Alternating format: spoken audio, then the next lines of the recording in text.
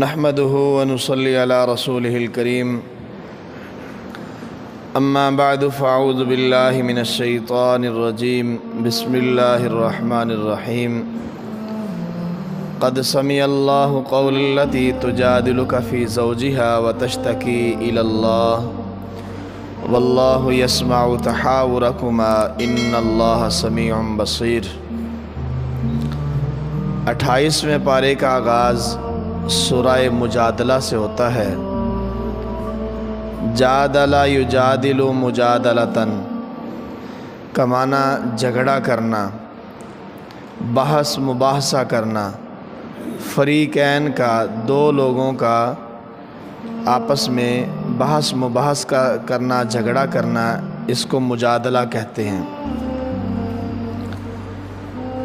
اس سورہ مبارکہ کی ابتدائی آیات ایک بڑے ہی اہم واقعہ اور اسلام کے اہم اصول کی طرف اشارہ کرتی ہیں۔ وہ یہ ہے کہ سیدہ خولہ رضی اللہ عنہا، ان کے خاوند نے ان سے زہار کر لیا۔ زہار یہ عربی اصطلاحات میں سے ایک اصطلاح ہے کہ خاوند اپنی بیوی سے کہہ دے کہ تو میرے لیے ایسے ہی حرام ہے جیسے میرے لیے میری ماں حرام ہے۔ انت علیہ کظہر امی، یعنی جیسے میری ماں مجھ پر حرام ہے ایسے ہی آج کے بعد تو مجھ پر حرام ہے۔ تو جاہلیت کا یہ قانون تھا اور اسلام کے ابتدائی دور میں یہ نافذ الامر رہا۔ اس واقعہ سے پہلے تک اصول اور قانون یہی تھا کہ جب کوئی شخص اپنی بیوی کو یہ لفظ کہہ دیتا تو یہ الفاظ طلاق سمجھی جاتی کہ اب طلاق ہو چکی ہے ان دونوں کے درمیان، یعنی جس طرح اس کی ماں اس بندے پر حرام ہے ایسے ہی یہ عورت حرام ہو چکی ہے، دوبارہ ان کا آپس میں میل جول جائز نہیں ہے۔ تو سیدہ خولہ جو ہیں یہ بال بچوں والی تھیں، تو لڑائی ہو گئی، خامد سے جھگڑا ہو گیا، خامد نے یہ لفظ کہہ دیے تو وہ بڑی پریشان ہو کر رسول اللہ صلی اللہ علیہ وسلم کے پاس آئیں اور آپ سے آ کے وہ جیسے خواتین جو ہے وہ اپنی عادت کے مطابق کسی بھی معاملے میں بحث کرتی ہیں، تو ان کا تو معاملہ ہی بڑا اہم تھا، گھر کا معاملہ تھا کہ گھر جو ہے وہ اجڑ رہا ہے، خراب ہو رہا ہے۔ تو یہ کہہ رہی تھی کہ اللہ کے نبی کو حل نکالیں۔ رسول اللہ صلی اللہ علیہ وسلم فرما رہے تھے کہ بی بی میرے پاس تو کوئی حل نہیں ہے، اسلام کا اس کے بارے میں کوئی واضح حکم نہیں ہے، اور جو اصول اور جو طریقہ کار چل رہا ہے اس کے مطابق تجھے طلاق ہو چکی ہے۔ تو اللہ رب العالمین نے اس بحث کے منظر کو بیان کی، قد سمع اللہ، تحقیق اللہ نے سن لیا، تحقیق اللہ نے سن لیا، قول التی تجادلک فی زوجہا، اس عورت کی بات کو، اس عورت کے مسئلے کو جو اپنے خامند کے بارے میں آپ سے جھگڑ رہی تھی۔ واللہ یسمع تحاورکما ان اللہ سمیع بصیر، اللہ نے تمہارا وہ بحث مباحثہ سن لیا اور اللہ سننے والا ہے، بے شک اللہ سننے والا ہے۔ تو یہ جب وہ رسول اللہ صلی اللہ علیہ وسلم سے بحث کر کے وہ پریشان ہو کے واپس چلی گئیں کہ اب کیا کیا جائے اس کا، میرا جو ہے وہ گھر کا مسئلہ ہے، بچوں کا مسئلہ ہے، تو اللہ رب العالمین کے سامنے دعا گو ہوئیں، تو اللہ نے پھر ایک اصول نازل کر دیا۔ وہ اصول کیا ہے؟ الذین یظاہرون منکم من نسائہم ما ہن امہاتہم ان امہاتہم الا اللائی ولدنہم، ماں وہی ہے جس کے پیٹ سے جنم لیا ہے، ماں وہی ہے جس کے پیٹ سے جنم لیا ہے، اس کے علاوہ کوئی اور ماں حقیقی ماں کی طرح نہیں ہو سکتی۔ بیوی جو ہے وہ ماں کے رتبے کو پہنچ سکتی نہیں، پہنچ سکتی، کوئی 1000 مرتبہ بھی کہے کہ یہ میری ماں ہے، نہیں، ماں وہی ہے، ولدنہم، جس نے جنم دیا ہے، ماں وہی ہے۔ اگر اس کے علاوہ ماں کے علاوہ کسی اور کو ماں کہنے کی جرت ہوئی، اور خصوصاً جو بیوی ہے اس کو اگر ماں کہا، منکرم من القول وزورا، یہ بہت بڑا جھوٹ بھی ہے اور بہت بڑی ناپسندیدہ بات بھی ہے کہ بیوی کو ماں کہنا یہ بہت بڑا جھوٹ بھی ہے اور بہت زیادہ ناپسندیدہ بات بھی ہے۔ اتنی ناپسندیدہ ہے کہ اللہ فرماتے ہیں کہ اب اس کا کفارہ ادا کرنا پڑے گا، تاکہ یہ بات کہنے والے کو عقل آ جائے کہ آج کے بعد بیوی کو ماں نہیں کہنا، بیوی کو ماں نہیں کہنا۔ اتنا بڑا جرمانہ اللہ رب العالمین نے یہ بات کہنے پہ رکھا ہے۔ کیا ہے؟ فرمایا کہ ایک غلام آزاد کرنا، ایک غلام آزاد کرنا۔ اب غلام جو ہے وہ بہت قیمتی ہوتے تھے، یعنی آپ کم از کم بھی لگا لیں تو 50 لاکھ روپیہ تو کہیں نہیں گیا نا، لگ پتا جائے بندے نو کہ کیویں اپنی بیوی نو ماں کہنا ہے۔ ٹھیک ہے، ماں ماں ہوتی ہے، بیوی بیوی ہوتی ہے۔ آج بھی ہمارے گھریلو مسائل میں یہی مسئلہ ہے کہ ہم بیویوں کو بیویوں کا رتبہ نہیں دیتے، ماں کو ماں کا رتبہ نہیں دیتے۔ دونوں رتبے جب گڈمڈ ہونے لگتے ہیں نا، پھر گھر کا نظام خراب ہونے لگتا ہے۔ ماں کو ماں رہنے دے، بیوی کو بیوی رہنے دے تو گھر کا نظام جو ہے وہ خراب نہیں ہوتا۔ پہلا۔ دوسرے نمبر پر اگر یہ نہیں ہے تو پھر 60 مسکینوں کو کھانا کھلانا، 60 مسکینوں کو کھانا کھلانا۔ اب 60 لوگوں کو کھانا کھلانا جو ہے وہ اتنا آسان نہیں ہے۔ پتہ چل جاتا ہے بندے کو ایک مرتبہ، جیب کو محسوس ہوتا ہے کہ واقعی کچھ نکلا ہے جیب سے۔ 60 بندوں کو ایک وقت بٹھا کے کھانا کھلانا۔ دوسرے نمبر پہ اگر یہ بھی نہیں تو پھر 2 مہینے کے لگاتار روزے رکھنا، شہرین متتابعین، 2 مہینے کے لگاتار روزے رکھنا۔ ایک بھی چھوٹ گیا تو پھر ایک سے دوبارہ شروع۔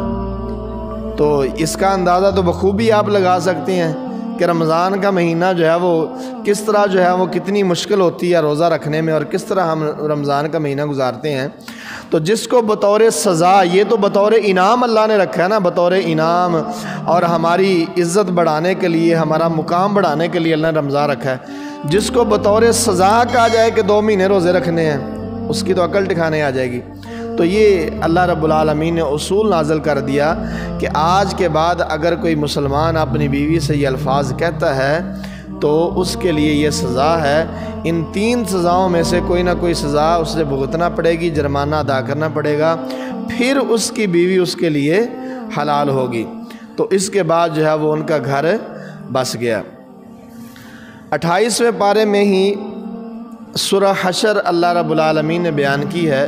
جیسے جیسے آخری پارے آتے ہیں خلاصہ بیان کرنا جو ہے نا وہ مشکل ہو جاتا ہے۔ وجہ یہ ہوتی ہے کہ آخری پاروں میں بہت زیادہ مسائل بیان ہوئے، بہت زیادہ واقعات بڑے تفصیلی، تو ان سارے واقعات کو چند منٹ میں بیان کرنا یہ بڑا مشکل ہوتا ہے۔ تو اہم چیزیں جو ہیں وہ بیان کی جا سکتی ہیں۔ سورہ حشر کے اندر ایک غزوے کا تذکرہ کیا اللہ رب العالمین نے، غزوہ بنو نذیر۔ مدینے کے اندر یہودیوں کے 3 قبیلے تھے، ایک تھا بنو قینقاع، دوسرا بنی نذیر اور تیسرا تھا بنی قریظہ۔ 3 قبیلے تھے۔ تو غزوہ بدر کے بعد بنو قینقاع کو مدینے سے نکال دیا، ان کے ساتھ مسئلہ بنا، انہیں مدینے سے نکال دیا، باقی رہ گئے 2 قبیلے۔ غزوہ احد کے بعد ایک واقعہ پیش آیا تھا بیر معونہ، کہ رسول اللہ صلی اللہ علیہ وسلم کے 70 صحابہ کو کافروں نے دھوکے سے شہید کر دیا۔ 70 قاری، قرآن کے قاری یہ کہہ کر لے گئے کہ ہم ان سے دین کا کام لیں گے، ہم ان کو لے کے جا رہے ہیں، یہ وہاں پہ لوگوں کو دین سکھائیں گے، لیکن راستے میں دھوکے سے شہید کر دیا۔ تو اس وقت ایک صحابی نے غصے میں آ کر بنو کلاب ایک قبیلہ تھا، اس کے 2 بندوں کو جو ہے وہ قتل کر دیا، حالانکہ وہ ان کے ساتھ ان کا معاملہ نہیں تھا۔ تو اب چونکہ یہودی جو ہیں وہ مسلمانوں کے حلیف تھے، تو مسلمانوں نے اب کوئی بھی مسئلہ ہوتا تو یہودی اور مسلمان برابر اس میں شریک ہوتے۔ تو رسول اللہ صلی اللہ علیہ وسلم وہ جو 2 بندے مارے گئے تھے نا، ان کا جو دیت تھی وہ ادا کرنے کے لیے یہودیوں کے پاس گئے کہ کچھ پیسے آپ ڈالیں کچھ ہم ڈالتے ہیں، تو وہ بنو کلاب کے جو 2 بندے غلطی سے مارے گئے ہیں ان کی دیت ادا کر دی جائے۔ لیکن یہودیوں نے کہا، رسول اللہ صلی اللہ علیہ وسلم سے کہا کہ آپ بیٹھیں، تشریف رکھیں، ہم آپ کا ابھی یہ مسئلہ حل کر دیتے ہیں، چونکہ ہم آپ کے حلیف ہیں۔ تو جب وہ علیحدہ ہوئے تو شیطان نے انہیں بہکایا۔ شیطان کہنے لگا کہ اب محمد رسول اللہ صلی اللہ علیہ وسلم تمہارے قابو آ گئے ہیں، ایسے کرو کہ قصہ تمام کر دو۔ کیا کرو؟ دیوار کے سائے میں بیٹھے ہیں، اوپر سے چکی کا ایک پارٹ، پتھر والی چکی کا ایک پارٹ گرا دو، آپ شہید ہو جائیں گے، معاملہ ختم ہو جائے گا۔ تو اندر سے لوگوں نے روکا کہ یہ اللہ کے رسول ہیں، تمہیں اس بات کا پتہ بھی ہے اور اللہ نے ان کو بتا دینا ہے۔ لیکن وہ باز نہ آئے۔ ایک بندہ جو ہے اس نے ذمہ داری لی کہ میں یہ کام کرتا ہوں۔ جب ان کا مشورہ فائنل ہو گیا نا، اللہ نے فوراً وحی نازل کر دی کہ میرے پیغمبر یہ مشورہ ہو گیا ان کا۔ رسول اللہ صلی اللہ علیہ وسلم غصے سے وہاں سے اٹھے اور مدینے کی جانب واپس چل دیے اپنے گھروں کی طرف۔ صحابہ پوچھ رہے کہ کیا ہوا اللہ کے نبی، آپ کیوں جا رہے ہیں؟ تو واپس آ کے رسول اللہ صلی اللہ علیہ وسلم نے بتلایا کہ اصل یہ معاملہ تھا، فوراً جنگ کی تیاری کرو۔ اب جنگ کی تیاری شروع ہوگی۔ رسول اللہ صلی اللہ علیہ وسلم نے پیغام بھجوا دیا کہ 10 دن تمہارے پاس ہیں، 10 دنوں کے بعد اگر تم میں سے کوئی نظر آیا نا تو اس کو قتل کر دیا جائے گا۔ تو پہلے تو وہ تیار ہو گئے کہ چلو اپنا مال اسباب اکٹھا کرو تو چلیے، لیکن عبداللہ بن ابی جو منافق تھا اس نے پیغام بھیجا کہ میرے پاس 2000 لڑاکا بندے موجود ہیں، ہم آپ کی مدد کریں گے، تم نے جانا نہیں ہے، ہم آپ کی مدد کریں گے۔ تو وہ پکے ہو گئے کہ اب ہم نہیں جاتے۔ انہوں نے پیغام بھیجا کہ لڑائی کے لیے ہم تیار ہیں۔ رسول اللہ صلی اللہ علیہ وسلم گئے، آپ نے جا کے محاصرہ کر لیا۔ جب محاصرہ ہوا تو بنو نذیر کا جو قلعہ تھا، قلعے کے آگے باغات تھے، تو باغات اسلامی لشکر اور بنو نذیر کے درمیان ایک ڈھال تھی جو بنو نذیر کے لیے بڑا زبردست موقع تھا اور وہ اس کا بھرپور فائدہ اٹھا رہے تھے۔ اب یہاں پہ ایک بات کہ کافر کے لیے سارا کچھ اس کی دنیا کی دولت ہی ہوتی ہے، مسلمان کے لیے یہ ہے نا کہ آگے سے ہمارے لیے الحمدللہ بہت کچھ ہے، سارا کچھ ہے ہی ہمارا آگے، دنیا میں تو ہمارا ہے ہی کچھ نہیں۔ تو کافر کا سارا کچھ دنیا ہی ہوتی ہے، تو ان کے لیے سارا کچھ ان کے باغات ہی تھے۔ اللہ نے فرمایا کہ چلو ان کے باغات کاٹو بھی اور جلاؤ بھی۔ اللہ کے نبی صلی اللہ علیہ وسلم نے حکم دے دیا کہ باغ وڈنے بھی شروع کر دیو تو جلانے بھی شروع کر دیو۔ کافر کے سامنے اس کی دولت جل رہی ہو، کافر تو ادموا ہو جاتا ہے، اور ویسا ہی ہوا۔ جیسے ہی ان کے باغات کو آگ لگی، کاٹا، تو ان کے دل جو ہے وہ نرم ہو گئے۔ ادھر سے اللہ رب العالمین فرماتے فی قلوبہم الرعب، ہم نے ان کے دلوں میں رعب ڈال دیا۔ اب یہاں پہ رسول اللہ صلی اللہ علیہ وسلم کی جنگی تدبیر، دفاعی جنگی تدبیر، سب سے اہم چیز یہ ہوتی ہے کہ آپ کو اپنے دشمن کی کمزوری پتہ ہو، دشمن کے پاس کیا ہے، وہ کتنا عرصہ تمہارے سامنے ٹک سکتا ہے، اور کیا وہ تمہارا مقابلہ کر سکتا ہے نہیں کر سکتا۔ یہ تمہیں مکمل علم ہو تو سمجھو تمہارا دفاع مضبوط ہے، یا تم حملہ کرنے جا رہے ہو تو تمہارا حملہ جو ہے وہ زبردست ہے۔ تو اللہ رب العالمین نے یہ بات رسول اللہ صلی اللہ علیہ وسلم کو بتلا دی تھی۔ اللہ نے فرمایا کہ یہودیوں کو، منافقوں نے یہ پیغام بھیجا ہے کہ تم نے نکلنا نہیں ہے، ہم لئن اخرجوا لا یخرجونہم، اگر تم نکلو گے تو ہم تمہارے ساتھ نکلیں گے، اگر تم لڑو گے تو ہم تمہارے ساتھ لڑیں گے۔ اللہ فرماتے ہیں منافق جھوٹ بولتے ہیں۔ جب یہودیوں پر حملہ ہوا، منافقوں نے نہ لڑنے کے لیے نکلنا ہے، نہ ہی مدینہ چھوڑنے کے لیے تیار ہونا ہے۔ تو یہ رسول اللہ صلی اللہ علیہ وسلم کو پتہ تھا کہ منافق جو 2000 کی بات کرتے ہیں نا، ان میں سے کوئی بندہ بھی ان کے ساتھ اٹھ کر لڑنے کے لیے تیار ہوگا نہیں ہوگا۔ یہ ہوتی ہے کسی بھی کمانڈر کی اصل جو ہے نا، وہ آدھی جنگ اس بات سے جیت لیتا ہے کہ اس کو پتہ ہوتا ہے کہ میرا دشمن کس حد تک میرے ساتھ لڑ سکتا ہے۔ تو رسول اللہ صلی اللہ علیہ وسلم نے محاصرہ کیا، اللہ نے ان کے دلوں میں رعب ڈال دیا۔ خیر 6 دن بعد یا 15 دن بعد انہوں نے کہا کہ ہمیں معافی دیں، تو اس شرط پر رسول اللہ صلی اللہ علیہ وسلم نے ان کو معافی دی کہ یہاں سے دفع ہو جاؤ، جتنا اسلحہ، سارا اسلحہ ادھر چھوڑ کے جاؤ۔ دفاع مزید مضبوط ہو گیا مسلمانوں کا۔ جتنا اسلحہ سارا اسلحہ چھوڑ کے جاؤ، باقی جو کچھ تم لے کے جا سکتے ہو چلے جاؤ۔ تو انہوں نے اپنی ہر چیز جو ہے وہ لاد لی اور اسلحہ سارا مسلمانوں کے قبضے میں آ گیا، اور وہ مدینے سے نکل کر خیبر میں جا کے آباد ہو گئے۔ تو یہ وہ بنو نذیر کا قصہ ہے جو اللہ رب العالمین نے قرآن میں بیان کیا ہے۔ هو الذی اخرج الذین کفروا من اہل الکتاب من دیارہم لاول الحشر ما ظننتم ان یخرجوا وظنوا انہم مانعتهم حصونہم من اللہ، کہ کافر جو ہے وہ قلعے کے اندر بند ہو گیا اور اس نے یہ سمجھا کہ یہ قلعہ مسلمانوں کے حملے سے ان کو بچا لے گا، لیکن اللہ کی ذات وہاں سے حملہ آور ہوئی۔ فَأَتَاهُمُ اللَّهُ مِنْ حَيْثُ لَمْ يَحْتَسِبُوا، جہاں سے ان کا گمان بھی نہیں تھا۔ وہ کیا؟ وہ دل۔ وَقَذَفَ فِي قُلُوبِهِمُ الرُّعْبَ يُخْرِبُونَ بُيُوتَهُمْ بِأَيْدِيهِمْ وَأَيْدِي الْمُؤْمِنِينَ فَاعْتَبِرُوا يَا أُولِي الْأَبْصَارِ، اے آنکھوں والو عبرت حاصل کرو کہ جو گھر انہوں نے اپنے ہاتھوں سے بنائے تھے، اپنے ہاتھوں سے ڈھا رہے تھے، تباہ کر رہے تھے اپنے ہاتھوں سے، کس لیے؟ کہ مسلمان ہمارے گھروں سے فائدہ نہ حاصل کر لیں۔ تو اللہ نے ان کو ذلیل و خوار کر کے مدینے سے نکال دیا۔ اگلا ایک اور بڑا اہم مسئلہ کہ رسول اللہ صلی اللہ علیہ وسلم جب مکہ فتح کرنے کے لیے آپ کی تیاریاں جاری تھیں تو دفاع کی پھر بات آ گئی کہ ایک کمانڈر کا بہت بڑا دفاع یہ ہوتا ہے کہ اس کی تیاریاں جو ہیں وہ محفوظ رہیں، اس کے دشمن کو اس کی جنگی تیاریوں کے بارے میں خبر نہ ہو۔ اور رسول اللہ صلی اللہ علیہ وسلم نے فتح مکہ کے موقع پر اللہ سے خصوصی دعا کی تھی کہ یا اللہ ہمارا معاملہ جو ہے وہ مخفی کر دے، مکے والوں کو پتہ نہ چلے، تاکہ ہم اچانک ان کے سر پر پہنچیں اور مکہ فتح کرنا ہمارے لیے آسان ہو۔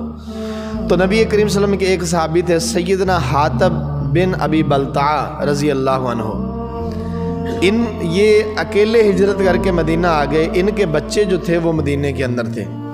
اب ان کے ذہن میں ایک بات آ گئی، وہ کہاں سے آ گئی، بہرحال تھے بڑے اچھے بندے، زبردست آدمی تھے۔ انہوں نے ایک خط لکھا جس میں ساری ڈیٹیل لکھی کہ رسول اللہ صلی اللہ علیہ وسلم تمہارے اوپر حملہ کرنے والے ہیں، تیاری پکڑ لو۔ یقین یہ تھا کہ نبی جب حملہ کرنے جائے گا ناکام ہوگا نہیں، کیونکہ اللہ کی مدد ساتھ ہے۔ بتلایا اس لیے کہ میرے بچے مکے میں موجود ہیں اور مکے والے میرے احسان کو مانتے ہوئے میرے بیوی بچوں کی حفاظت کریں گے یا ان کو کچھ نہیں کہیں گے۔ یعنی یہ ہوتا ہے نا کہ جب باہر سے حملہ ہوا تو وہ اس غصے میں کہ مسلمان ہی حملہ کرنے آئے ہیں، مسلمانوں کے بچوں کو تکلیف پہنچائیں۔ تو خیر انہوں نے ایک خط لکھ کے ایک جاسوسہ عورت کے حوالے کیا، اس کے ساتھ کرایہ طے پایا کہ تم جا رہی ہو تو یہ خط پہنچا دینا۔ تو اللہ رب العالمین نے اپنے پیغمبر صلی اللہ علیہ وسلم کو یہ بتلا دیا کہ فلاں خط جو ہے وہ جا رہا ہے۔ رسول اللہ صلی اللہ علیہ وسلم نے سیدنا علی رضی اللہ عنہ کو بھیجا کہ تمہیں فلاں مقام پر ایک عورت ملے گی، اس کے پاس خط ہوگا، وہ خط لے کے آنا ہے۔ اب یہ بھی بات بڑی زبردست سننے کے قابل ہے کہ حضرت علی رضی اللہ عنہ سواروں کے ساتھ 4-5 سوار ٹوٹل یہ گئے، اور جہاں پر نبی نے کہا تھا وہیں وہ عورت ملی۔ تو سیدنا علی رضی اللہ عنہ کہنے لگے کہ بی بی وہ خط دے دے۔ اب وہ عورت ذات تھی، کہنے لگی میرے کو تو کوئی خط نہیں ہے، وے لو کوئی خط نہیں ہے، جیسے بیبیاں کرتی لا اللہ معاف کر، وے لو کچھ ہے گا کچھ میرے کو۔ تو وہ ظاہری جو تلاشی تھی، ظاہری تلاشی دیکھا، وہ خط ظاہر وہ آج کے دور کا وہ ایک ورقہ تو نہیں نا، وہ تو چمڑے کے اوپر لکھے ہوتے تھے، وہ نظر آ جاتا تھا۔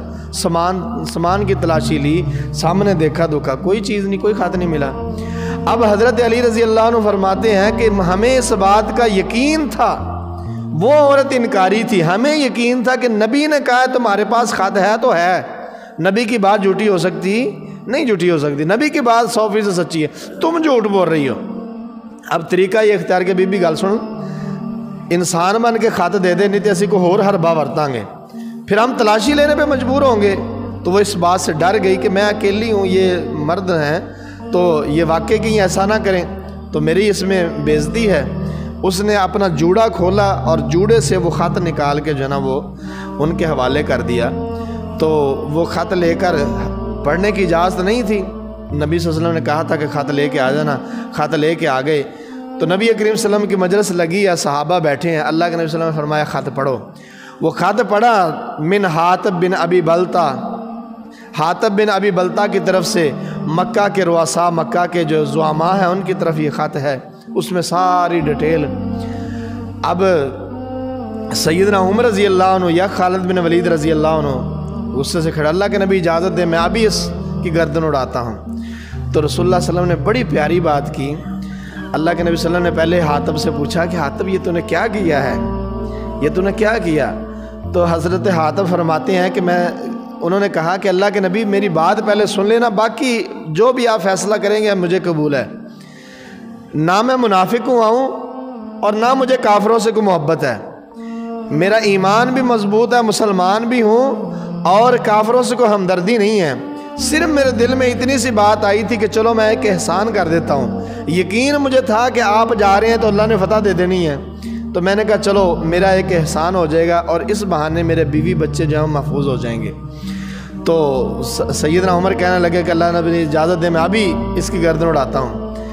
نبی پاک صلی اللہ علیہ وسلم نے بڑی پیاری بات کی۔ اللہ کے نبی فرماتے ہیں عمر تمہیں پتہ نہیں ہے کہ حاطب بدری صحابی ہے، حاطب بدری صحابی ہے، اور بدر والوں کے بارے میں اللہ نے آسمان سے جھانک کر کہا تھا کہ آج کے بعد یہ جو بھی عمل کریں گے میں نے ان کو معاف کر دیا ہے، تو جن کو اللہ نے معاف کر دیا ہے میں ان کو سزا کیوں دوں؟ تو نبی کریم صلی اللہ علیہ وسلم نے بھی ان کو معاف کر دیا کہ یہ میرے وفادار ہیں، اور واقعی بعد کی جنگوں میں حاطب کا کردار جو ہے وہ ماشاءاللہ زبردست تھا۔ تو یہ ہے کہ بعض اوقات اپنوں سے ایسی خطا یا ایسی غلطی ہو جاتی ہے جو توقع نہیں ہوتی۔ تو یہ ایک واقعہ تھا جس کو اللہ رب العالمین نے قرآن مجید کے اندر بیان کیا، یا ایھا الذین آمنوا لا تتخذوا عدوی وعدوکم اولیاء تلقون الیہم بالمودۃ وقد کفروا بما جاءکم من الحق، فرمایا کہ تم ان کو محبت کے خطوط بھیجتے ہو حالانکہ انہوں نے کفر کیا ہے، تمہارے دین کا بھی انکار کیا ہے اور تمہارے نبی کو اور تمہیں بھی مکے سے نکالا بھی ہے، تو تمہیں ایسا نہیں کرنا چاہیے۔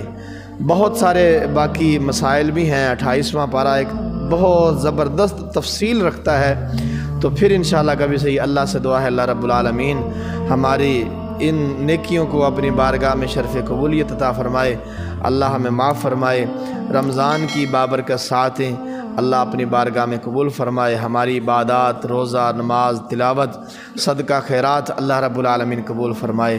سبحان ربک رب العزت عما یصفون وسلام علی المرسلین والحمد للہ رب العالمین۔ بہترین صدقہ جاریہ حاصل کرنے کے لیے اس ویڈیو کو لائک، کمنٹ اور شیئر کرنا مت بھولیں۔